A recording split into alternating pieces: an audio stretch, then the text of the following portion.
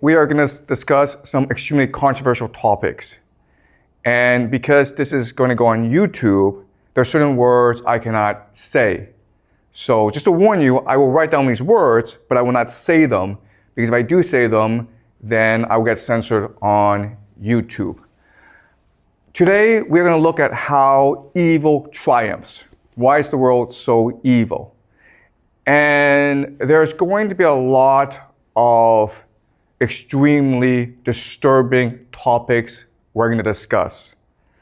But you're mature, and it's important that we discuss these topics in order to understand how the world works.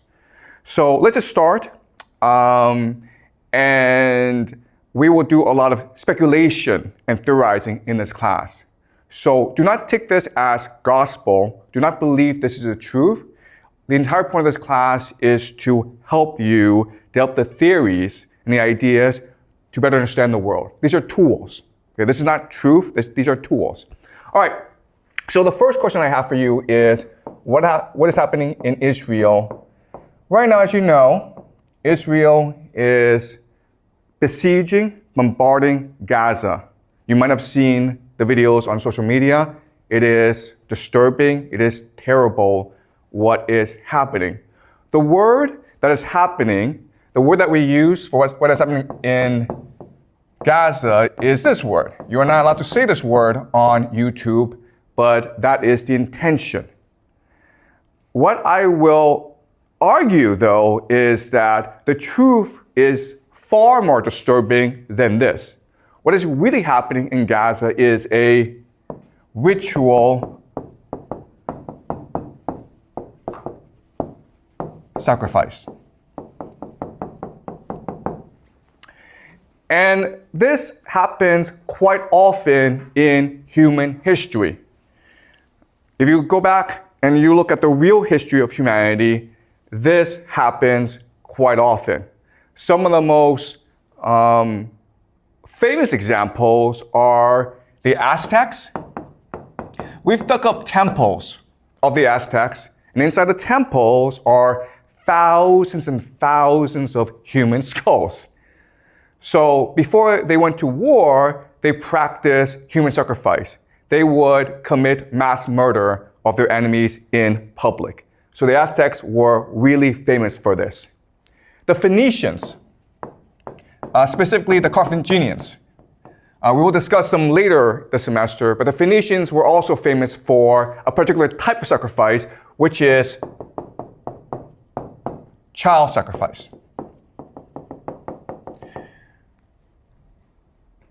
The Romans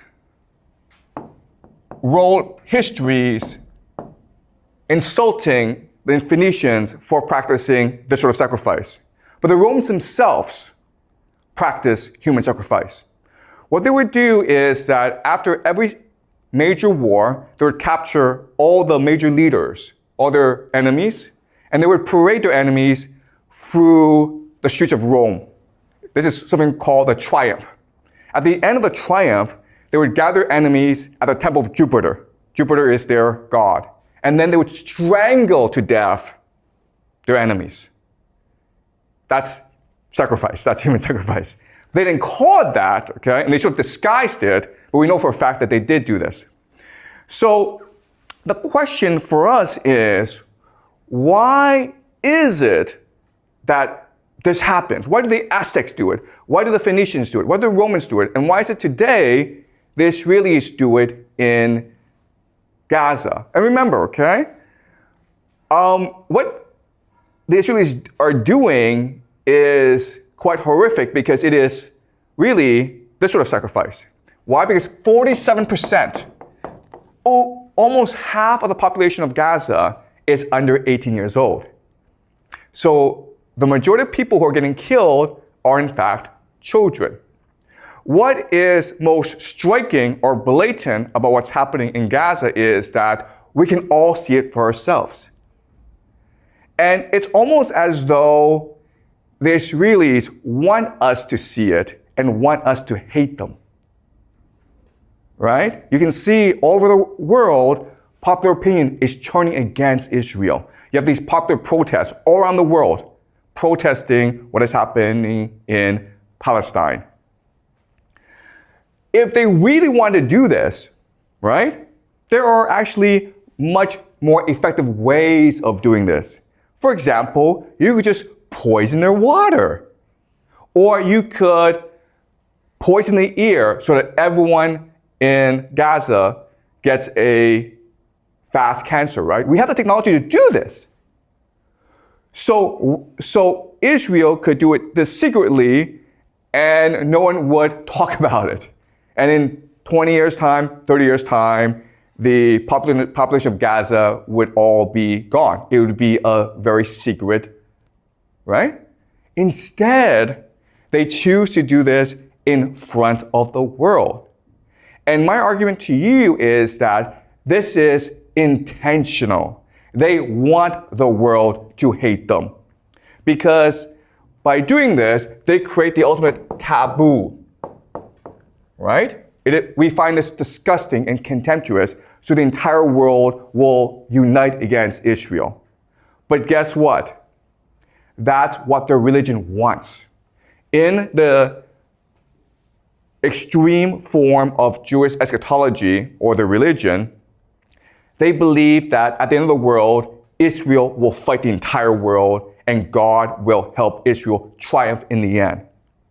So what's really happening in Gaza is that there are extremists within the Israel government who want to accelerate the process of the end of the world where Israel will face the world.